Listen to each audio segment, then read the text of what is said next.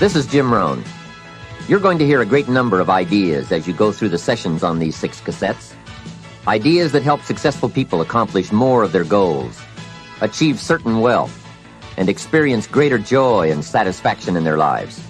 My hope is that you'll find a few of these ideas very useful to you right now. Unfortunately, I don't know you personally. I'm not familiar with your dreams or your problems. But fortunately for you, I don't need to be, because the ideas we'll be talking about on these cassettes are fundamentals to the art of winning. They will help you achieve your most inspiring dreams, guaranteed. They are, in fact, the 7 fundamentals for wealth and happiness. As we go through these cassettes, you'll see very clearly for yourself just how these ideas can start making a major difference in your life right away. Where did these fundamentals come from? I didn't make them up. I first discovered them when I was 25 years old, at a time in my life when I needed some new ideas to help change the direction of my life. I wasn't destitute at the time, but I certainly needed some help. I guess we could all use a little help at age 25. Let me take a minute to tell you how it happened. I had gotten off to a great start in life. I was raised in farm country in Idaho, a small community of about 5,000 people, not far from the Snake River in the southwest corner of the state, a great place to grow up. In fact, my parents still live in this small farm community. My father is 82 years old, my mother 75, and they are still healthy and doing very well, as active now as they have ever been. I'm very proud of them, and they have always been a great example for me. After graduating from high school, I went to 1 year of college, and then I decided I was smart enough, so I quit, which was one of my major mistakes. Among many major mistakes I made in those early days. But I was ambitious and willing to work hard, and figured I wouldn't have any trouble getting a job, which turned out to be accurate. So with a head full of dreams and ambitions, I started my first job. About 3 years later, I got married, made lots of promises, worked hard, and a couple of years later started a family. And at age 25, I started taking a new look at my life. My weekly paycheck amounted to the grand total of $57. I was far behind on my promises, behind on my bills, and discouraged. I was far from making the progress I thought I should have made. I was willing to work hard. That was not my problem. But it was clear that it was going to take more than hard work. And I didn't want to wind up at age 60 broke, needing assistance, like so many people I saw around me, not in the richest country in the world. So what do you do to change the direction of your life? I thought, well, I should go back to school. 1 year of college doesn't look that good on an application. But now with my family starting, going back to school seemed like a tough decision. I didn't have any money to start my own business. Money was one of my problems. I always had far too much month left over at the end of the money, if you've ever been in that position. I remember one time losing $10, and I was physically ill for 2 days over a $10 bill. Some of my friends tried to be cheerful. They said, look, maybe some poor person who needed it found it. But that was not really helpful. I must admit at that time in my life, benevolence had not yet seized me. I was the person who needed to find $10, not lose 10. So that's where I was at that time in my life, behind on my dreams, and constantly wondering what I could possibly do to change my life for the better. Well, at age 25, good fortune came my way. And many times it's difficult to explain good fortune. Why do unique things happen to you when they do? I don't know. Part of that is a mystery to me.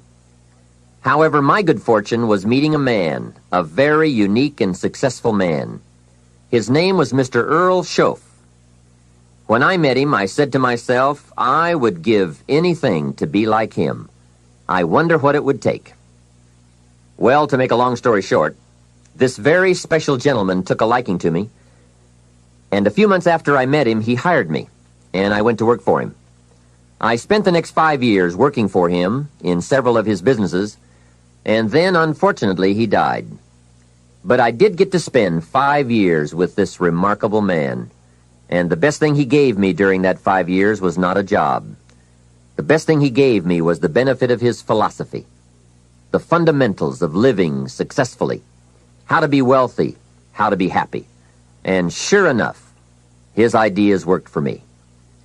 So I will always be grateful for meeting someone who made a difference in how my life worked out.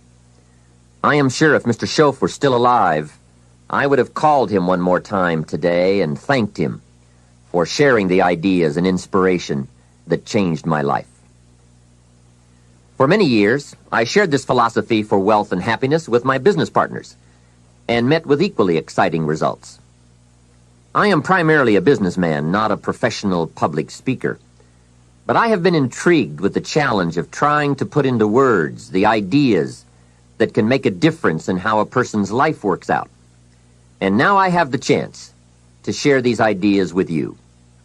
I don't claim to have all the answers on how to do well, but I do have some answers that have worked extremely well for me and thousands of others. Take these ideas and edit them all you wish. You certainly don't have to buy everything any one person says. But give me a chance. If something sounds good, try it. If it doesn't make sense, discard it. Remember, don't be a follower, be a student. All the ideas we'll discuss in these cassette sessions will stem from a group of very important key concepts. I'd like to begin this session by briefly but clearly looking at each of them. These key words are very important for us to understand if we're to get maximum value from this program and add significantly to our wealth and happiness.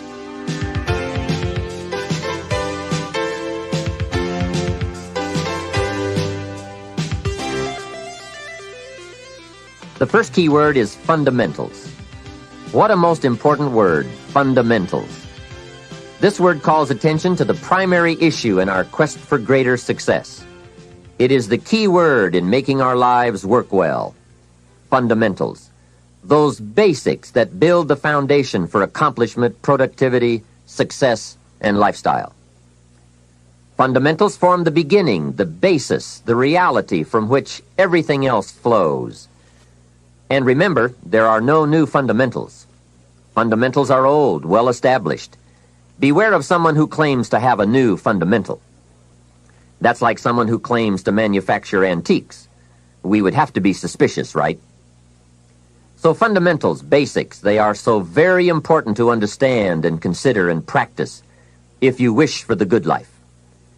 And may I add here, make sure you don't go looking for the exotic answers to success. Success is a very basic process. It doesn't fall out of the sky. It doesn't have any mysteries, nor does it fall into the realm of the miraculous. Success is merely a natural result that comes from the consistent operation of the practical fundamentals. As someone wisely remarked, to be successful, you don't have to do extraordinary things. Just do ordinary things extraordinarily well. Mr. Schoaf, my teacher, gave me many great phrases I'll always remember. One of them was, there are always about a half dozen things that make 80% of the difference. What a key thought, a half dozen things.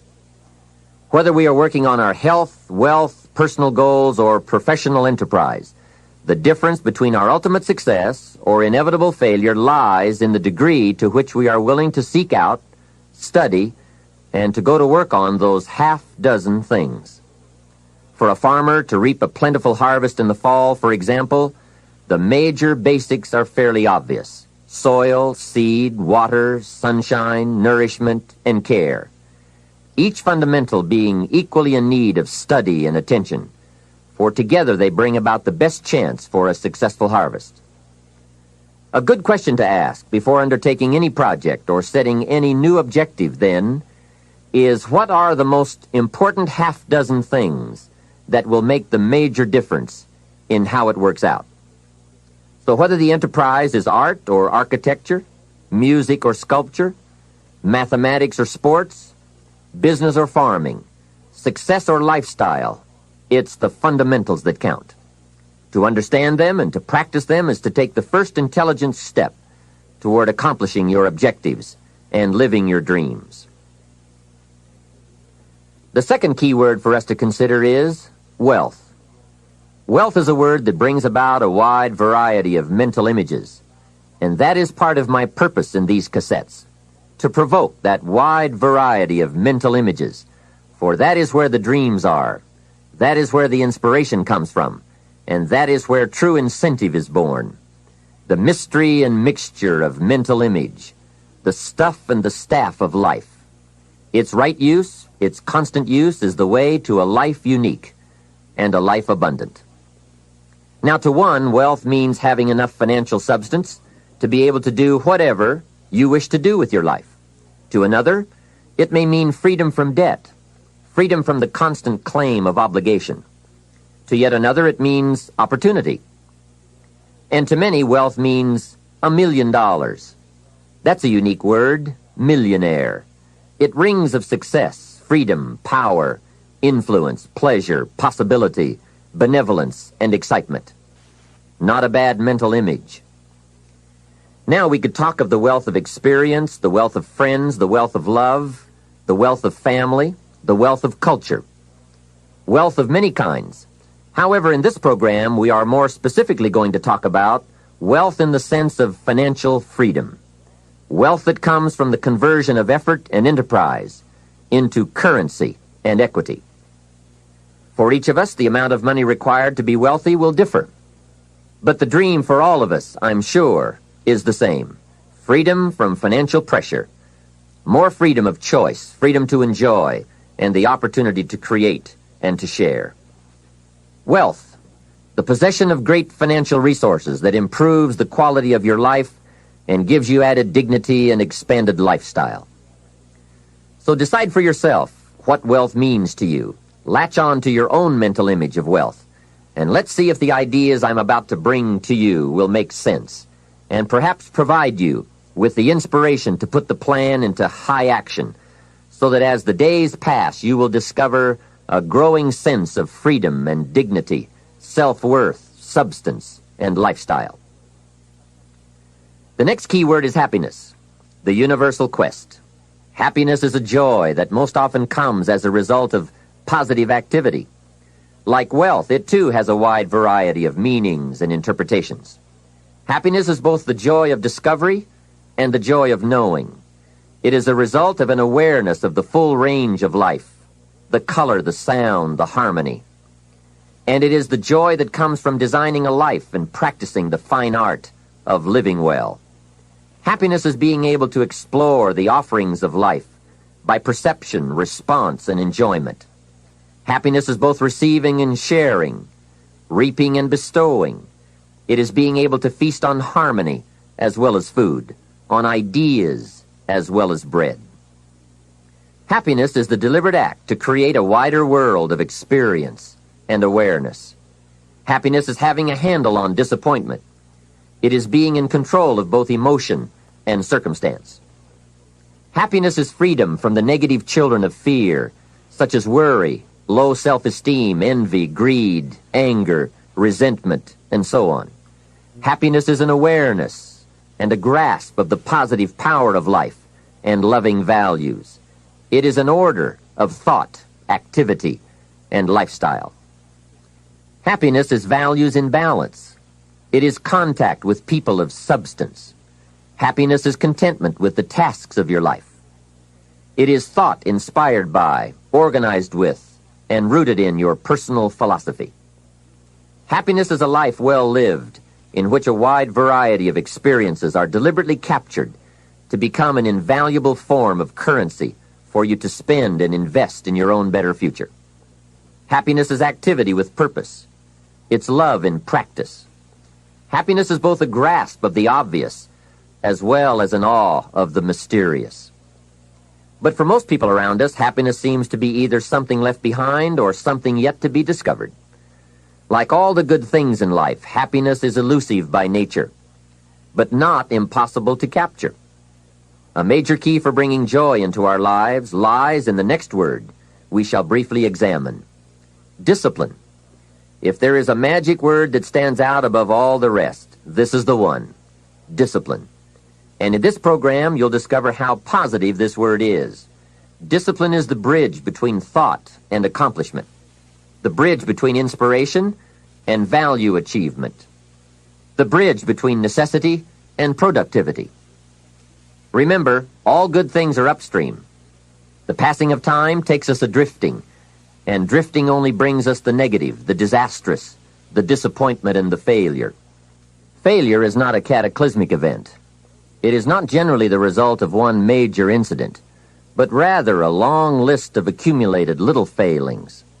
Failing in life is failing to think today, failing to act today, failing to care, to strive, to climb, to learn, to keep trying day by day. If your goal requires that you write 10 letters today and you write only 3, you are down 7 letters. If you want to make 5 calls and you only make 1, you are down 4 on calls. If your plan calls for saving $10 today and you save none, you're down $10 today. Now the danger is looking at an undisciplined day and concluding that no great harm has been done. It doesn't seem like such a bad day. But add up these days to make a year, and then add up those years to make a lifetime, and perhaps you can now see how repeating today's small failures can easily turn your life into a major disaster. Success, on the other hand, is just the same process in reverse. If you plan to make 10 calls, and you end the day making 15, now you're up 5 calls. If you then get up a few on letters, move up the savings numbers, you can see what a massive difference it could make in a year, and what wealth and accomplishment awaits for a lifetime. Discipline is like a set of magic keys that unlocks all the doors of wealth, happiness, sophistication, culture, high self-esteem, pride, joy, accomplishment, satisfaction, and success. The first key to discipline is awareness of the need for and the value of discipline, and especially the discipline to make the changes. What will it take? What must I do? And what must I become to get all I want from my life? The second key is the willingness. More than that, the eagerness to maintain your new discipline deliberately, wisely, consistently. And the third key to discipline is the commitment to master the circumstances of your daily life, to see and harness the opportunities to make something of the sun and the rain, the good as well as what comes in the guise of misfortune. Discipline does many things, but most important of all is what it does for you. It makes you feel better about yourself. Even the smallest discipline can have an incredible effect on your attitude. And the good feeling you get, that surging feeling of self-worth that comes from starting a new discipline, is almost as good as the feeling that comes from the accomplishment of the discipline. Second, a new discipline immediately alters your life direction. You don't change destinations immediately. That is yet to come. But you can change direction immediately, and direction is very important. Third, discipline cooperates with nature. Everything strives. It is a common life function. How tall will a tree grow? As tall as it can. Everything strives to become all it can possibly be, and that striving to become is what discipline is all about. Disciplining ourselves to fulfill our natural potential to become all that we can be. And finally, discipline attracts opportunity. Opportunity is always looking for ambition and skill in action. Discipline taps the unlimited power of commitment. The human will in action, driven by inspiration, enticed by desire, tempered by reason, guided by intelligence, can bring you to that high and lofty place called the good life. Discipline, those unique steps of intelligent thought and activity that put a lid on temper and a faucet on courtesy, that develop positive and control negative, that encourage success and deter failure, that design lifestyle and control frustration, that enhance health and curb sickness, that promote happiness and manage sadness. Discipline, the start and the continuing process that brings all good things. And remember, anyone can start the process. It's not if I could, I would. It's if I would, I could. If I will, I can. So start the new process. You can begin a new habit no matter how small it is. Small isn't important. Whether or not you start and whether or not you continue are all that is important. And don't be deluded by an affirmation. Only affirm what you are truly prepared to do. Many of us delude ourselves with our words into believing that we're making changes and making progress, when in fact our daily activity is taking us in the exact opposite direction of our affirmations. Why would you walk in the opposite direction of your dreams? The man dreams of wealth and walks daily towards certain financial disaster. The man wishes for happiness and thinks the thoughts and commits the acts that take him to certain despair. So to have a prosperous life, start a prosperity plan. To become wealthy, start a wealth plan. Remember, you don't have to be wealthy to have a wealth plan.